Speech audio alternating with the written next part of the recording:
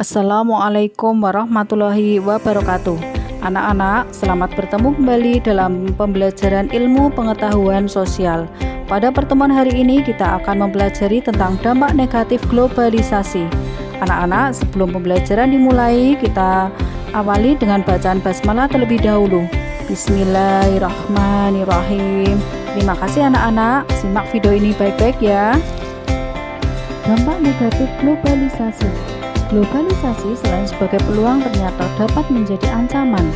Sebagai contoh, perkembangan teknologi informasi melalui peralatan canggih telah menjadikan berbagai informasi antar bangsa dapat diakses tanpa pengawasan negara. Hal ini menjadikan suatu bangsa tidak bisa menolak nilai-nilai yang masuk ke negaranya. Nilai budaya yang masuk dan tidak sesuai dengan kepribadian bangsa bisa mengubah pola pikir dan tingkah laku masyarakat. Bahkan akibatnya bisa berbahaya bagi suatu negara. Bahaya yang terjadi bisa tanpa peperangan karena cukup dengan sebaran informasi nilai-nilai negatif melalui jaringan komunikasi suatu bangsa dapat hancur. Dampak negatif globalisasi yang pertama yaitu westernisasi. Westernisasi adalah suatu perbuatan seseorang yang mulai kehilangan nasionalisme dengan meniru atau melakukan aktivitas kebarat-baratan.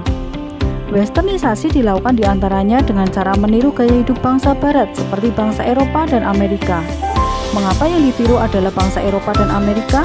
Bangsa Eropa dan Amerika dianggap sebagai bangsa yang lebih modern, sehingga banyak anggapan bahwa meniru mereka akan disebut modern. Padahal kalau kita cermati gaya hidup dan perilaku bangsa barat belum tentu sesuai dengan budaya kita. Westernisasi dapat dilihat dari cara berpakaian, cara mengisi waktu luang, dan sebagainya. Gaya hidup yang bermewah-mewahan, gaya rambut kepirang-pirangan, pergi ke klub malam, dugem merupakan contoh perilaku westernisasi. Mengapa terjadi westernisasi? Faktor penyebab westernisasi diantaranya 1. Kurang penguasaan dan berkembangnya iptek.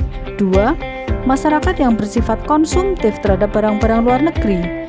3. Maraknya budaya barat dan akulturasi atau percampuran budaya.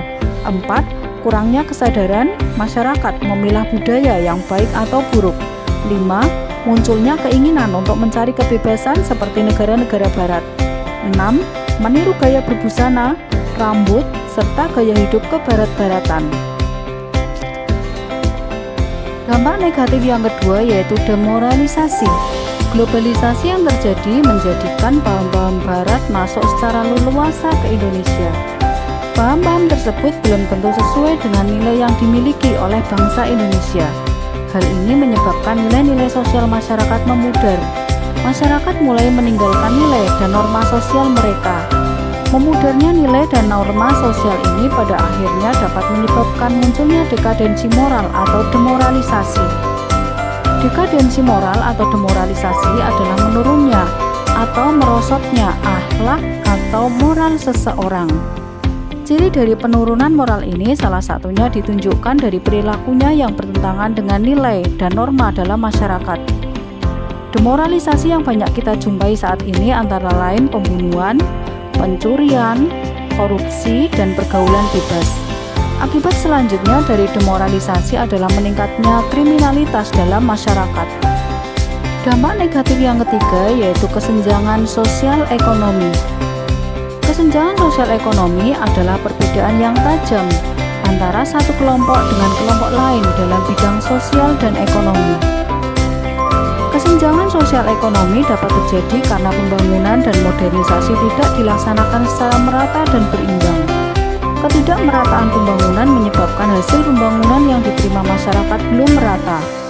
Hasil-hasil yang dicapai dalam pembangunan dan globalisasi hanya dinikmati oleh sebagian masyarakat saja.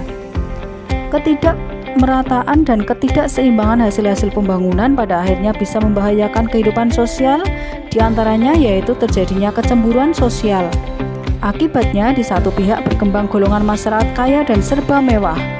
Di sisi yang lain berkembang golongan masyarakat yang hidup di bawah garis kemiskinan. Dampak negatif yang keempat yaitu kriminalitas. Kriminalitas yang semakin merajalela adalah dampak lanjutan dari segala macam masalah sosial yang muncul di masyarakat. Dari hari ke hari, media massa baik cetak, media online, ataupun media elektronik didominasi oleh berita kriminal, mulai dari pembunuhan, mutilasi, pembuangan bayi, penculikan, penipuan, korupsi, dan sebagainya. Negatif yang kelima yaitu pencemaran lingkungan. Masuknya perusahaan asing dan pembangunan sebagai proses dari globalisasi telah membawa perubahan pula dalam lingkungan alam. Berbagai kemudahan telah kita rasakan sebagai dampak dari globalisasi. Namun demikian, proses globalisasi yang tidak dibarengi dengan analisis masalah dan dampak lingkungan atau AMDAL sering menimbulkan malapetaka, yakni berupa pencemaran lingkungan. Hal itu dapat diakibatkan oleh teknologi dan alat mesin yang digunakan oleh pabrik pengolahan ataupun industri. Dampak negatif yang keenam yaitu kenakalan remaja. Vandalisme dan tawuran merupakan salah satu gejala kenakalan remaja yang banyak ditemukan di sekitar lingkungan.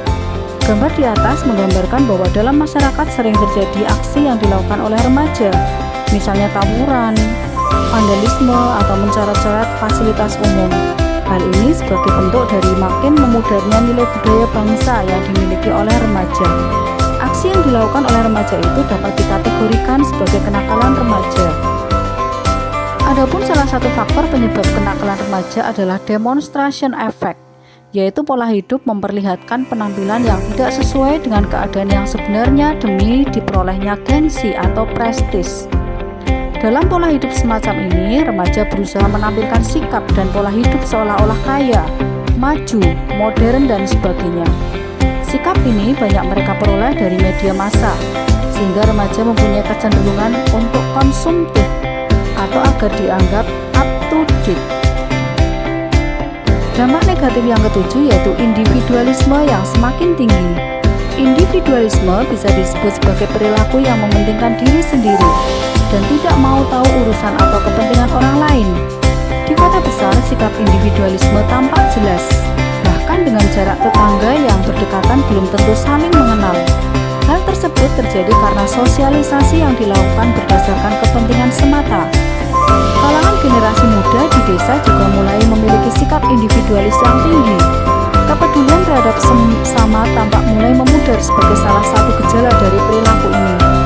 Perilaku gotong royong dan tolong-menolong yang dulu menjadi ciri khas masyarakat desa perlahan juga mulai luntur seiring dengan kebersamaan yang mulai memudar. Penggunaan handphone juga menimbulkan sikap individualis.